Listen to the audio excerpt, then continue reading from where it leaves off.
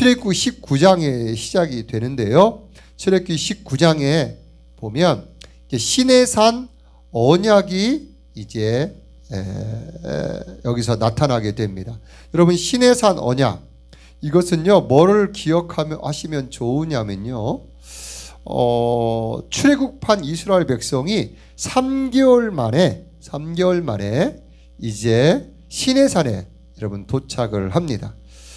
저희가 작년 9월 정도에 시내산을 직접 다녀왔습니다. 다녀왔는데 생각보다 되게 높더라고요. 정말 힘들었어요. 사모님은 조금 쉬웠을 것 같은데 저는 좀 어려웠어요. 기억나시나요? 이 시내산에 도착을 합니다. 여러분, 시내산에 도착해서 하나님께서는 이 이스라엘 백성에게 제안을 하십니다. 어떤 제안을 하시냐? 나는 너희의 하나님이 되고 너희는 제사장 나라 거룩한 백성이 되었으면 좋겠다. 하나님께서 제안을 해주셔요.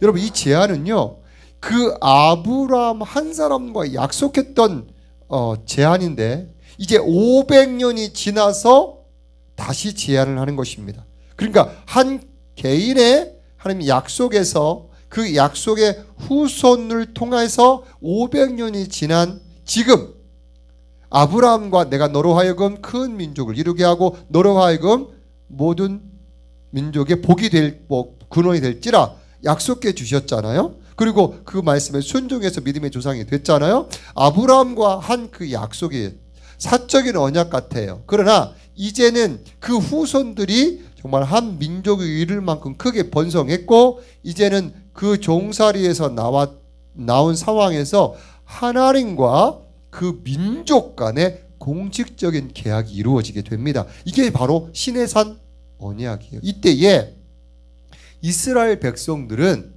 그 하나님의 언약에 대해서 나는 너희의 하나님이 되고 너희는 거룩한 백성 제사장 나라가 될 것이다.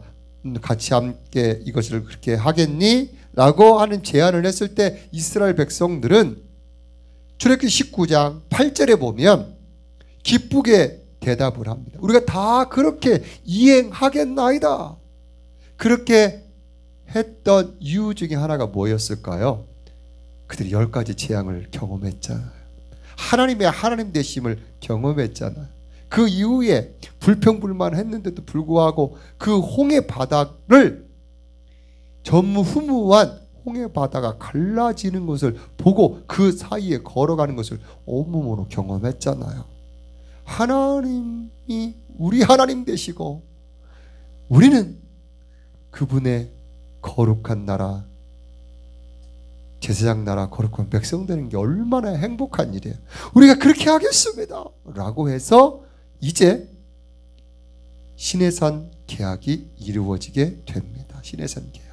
자, 여러분, 이 시내산 계약은요 이스라엘 백성이 1500년 동안 이 계약 가운데 하나님과 이스라엘 사이에 그 언약이 이루어지는 겁니다. 자, 이 언약이 언제 갱신될까요? 그래서 다시 새롭게 되나요? 바로 예수님의 새 언약. 그죠? 예수님이 오셔서 이제 십자가로 말미암아 세워진 새 언약, 그것까지 되기까지의 언약이 바로 시내산 언약이에요. 얼마나 중요해요. 그죠? 예수님이 오시기까지 지켜야 될 내용이니까. 자, 이렇게 해서 시내산 언약이 세워지게 됩니다.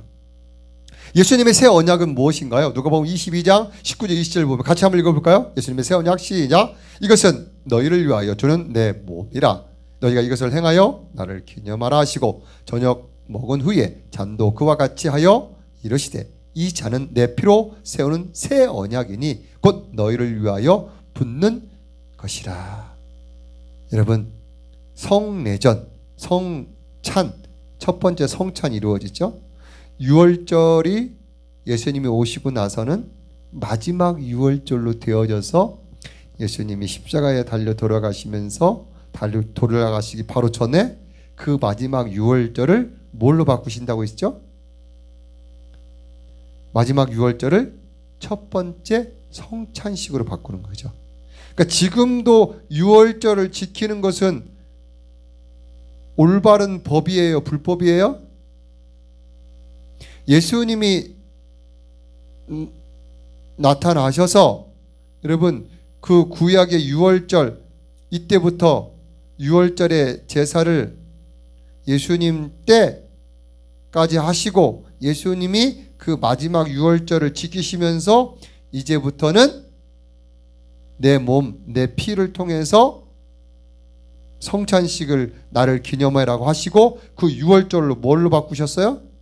성찬식, 성례전으로 바꾸셨죠.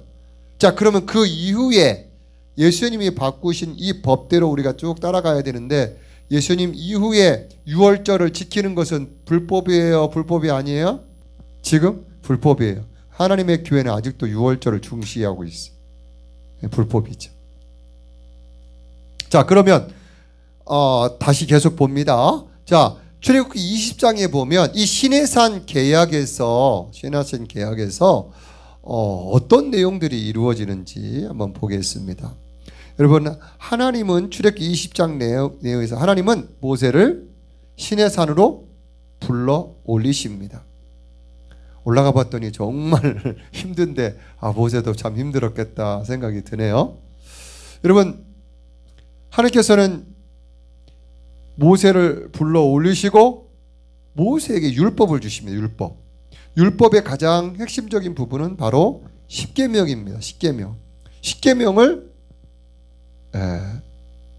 이스라엘 백성들에게 주라고 먼저 모세에게 전해줍니다. 여러분, 십계명의 내용은 1계명부터 4계명까지는 하나님 사랑해라, 5계명부터 10계명부터 이웃을 사랑해라, 하나님 사랑, 이웃 사랑을 말씀해주고 있는 것입니다.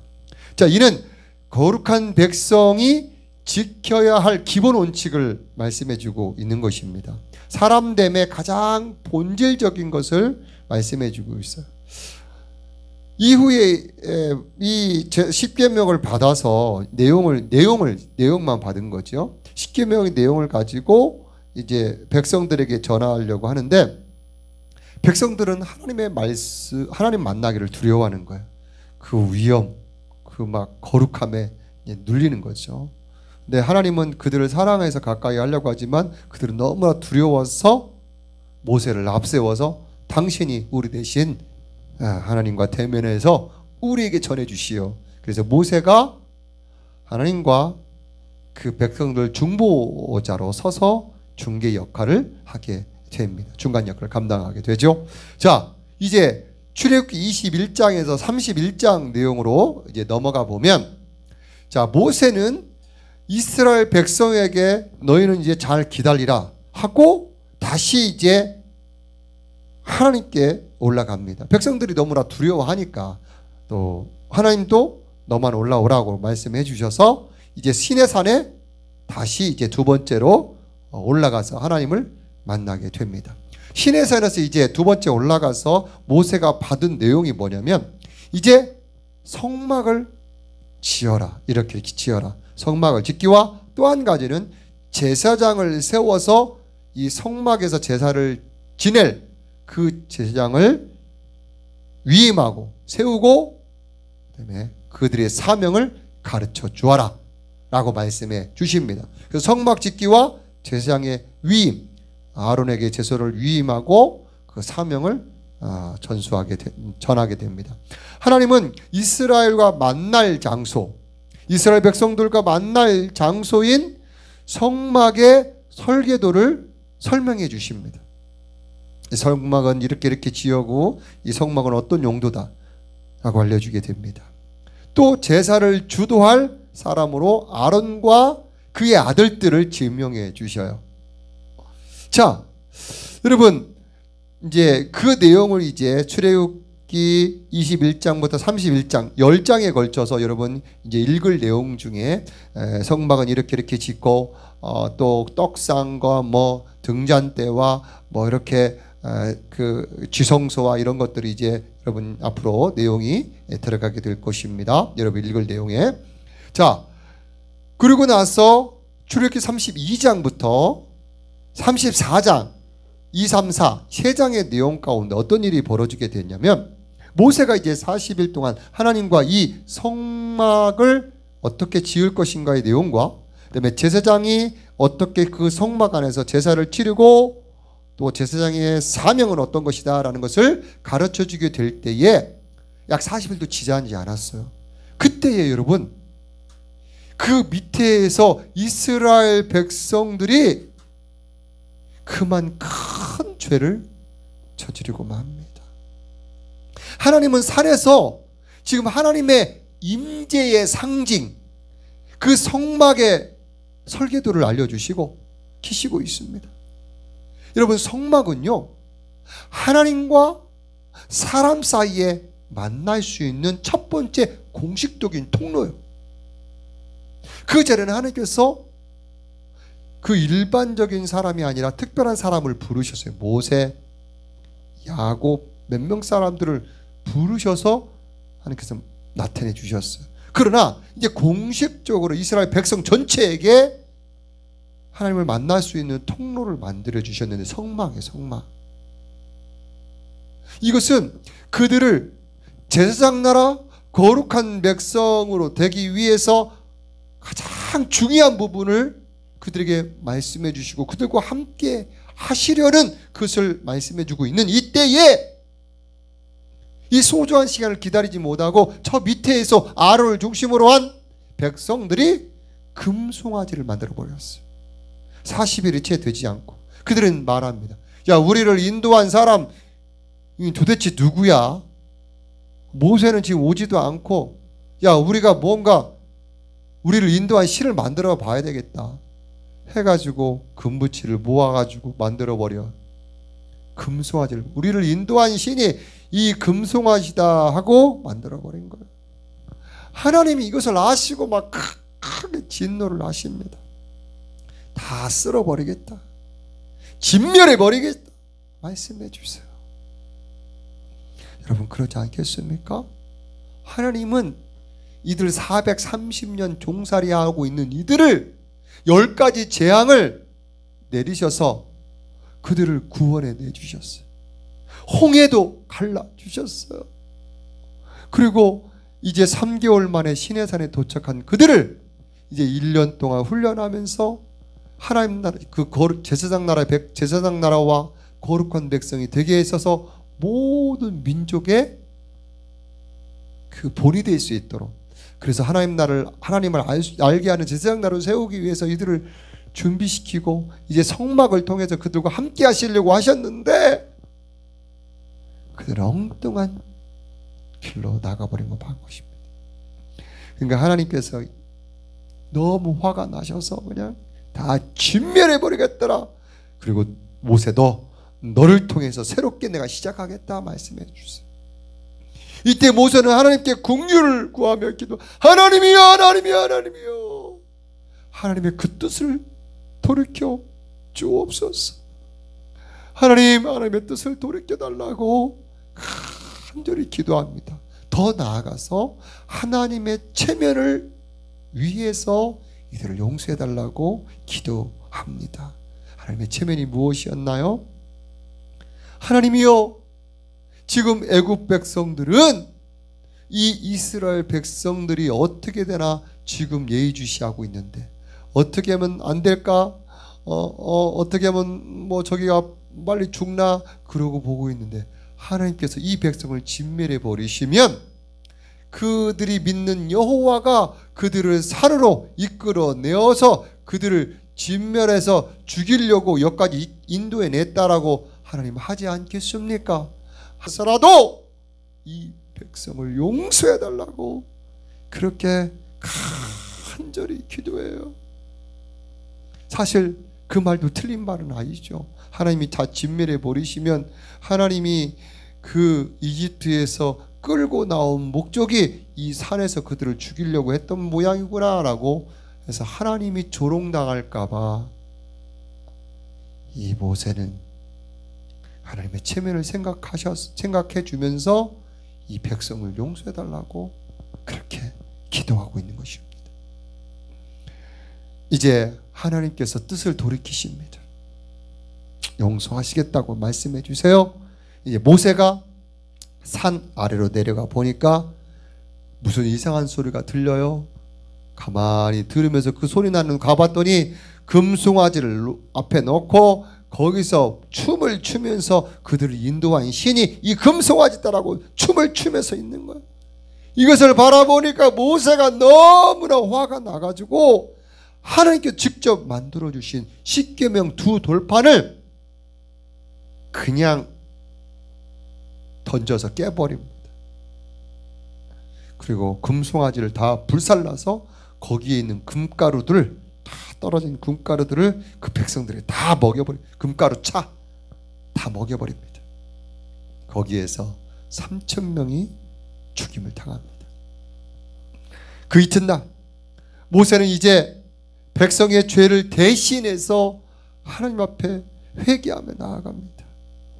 어떻게 회개를 하냐면, 여호와여, 이 백성을 용서해 주옵소서. 하나님, 내 이름을 당신의 생명책에서 지워도 좋으니 이 백성을 용서해 달라고 간절히 기도합니다. 간절히 기도. 하나님께서 이 백성을 얼마나 사랑하시는지를 알고 그 하나님의 마음을 꼭 붙잡고 기도하면서 용서를 구한 거예요. 내 이름 생명책에서 지워져도 좋으니 이 백성을 용서해달라고. 하나님도 그 마음이 없으셨겠습니까? 그래서 하나님의 마음을 움직인 이 모세의 중보기도로 인하여 이 백성에 대한 진노를 뜻을 돌이키십니다. 이제 이 모세는 새로 깎아서 만든 돌판을 가지고 이제 시내산에 오르게 됩니다. 여러분, 이때 백성들은요, 그들이 그들이 행한 잘못이 있어요. 그래, 이번에는 모세가 올라가도 어느 때 내려올지라도 우리가 하나님만 바라보겠나이다 하면서 백성들이 모세를 올려 보냅니다. 그러고 나서 그들은 딴짓하지 않으려고 자 끝까지 하나님의 때, 하나님의 뜻을 끝까지 기다리게 됩니다.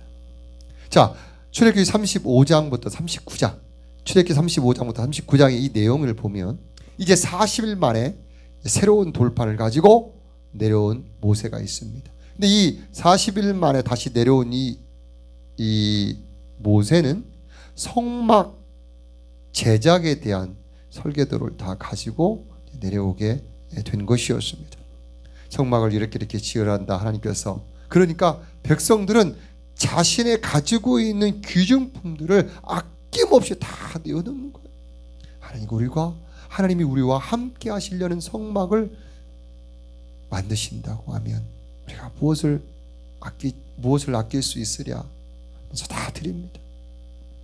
하나님은 부살렐과 오홀리압을 세워서 성막 제작하는 일을 지도자로 세워서 그 일을 하게 하십니다. 여러분, 출애굽에 있어서 이집트를 나오게 하는 지도자로서 모세와 아론을 세웠다면 성막을 짓는 이것에 대해서는 부살렐과 올리압을 세워서 지게 합니다.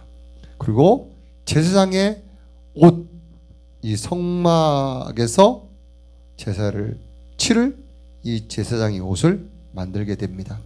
제사장의 옷은 좀 특별했지만 그러나 사명감이 있고 어려운 일을 다 감당할 수 있는 그런, 어떻게 보면 작업복 같은 것이죠. 그러나 그의 가슴에는 여러분 흉패에 물릴 보석을 12개를 받게 합니다. 그리고 그 보석 하나하나에 여러분 이스라엘 12지파의 이름을 새깁니다. 여러분, 이것은 무엇을 의미할까요? 여러분, 이 12지파의 이름들은요, 이 출애굽하기 이전에 그들의 이름은 어디에 새겨져 있었을까요? 그들의 이름은 노예 문서에 새겨져 있었습니다. 태어나도 노예, 살아가도 노예, 죽을 때까지 노예로 있었어요. 그들의 이름이 노예 문서에 있었지만, 그러나 여러분, 출 이집트를 해서 하나님의 구원을 받은 그가, 여러분, 그들의 이름이 어디에 새겼었어요? 흉패에 물려진 12개의 보석의 이름이 새겼어요. 즉 이것은 무엇을 의미하는 거냐면, 여러분, 그들의 이름이 노예 문서에서 이제 하나님의 구원을 받은 그들로 세워지고 제사장 나라와 거룩한 백성으로 세워지면서 그들의 이름이 어디에 새겨진 거예요? 하늘나라의 보석으로 그들의 이름이 새겨지게 된 것입니다. 할렐루야! 할렐루야! 여러분, 이제 출애굽기 39장과 이제 마지막 장의 내용을 보게 되면, 이제 모세가 이제 성막 6개월 장정의 시간 동안 성막이 지어진 것에 대해서 모세가 최종 점검에 나서게 됩니다.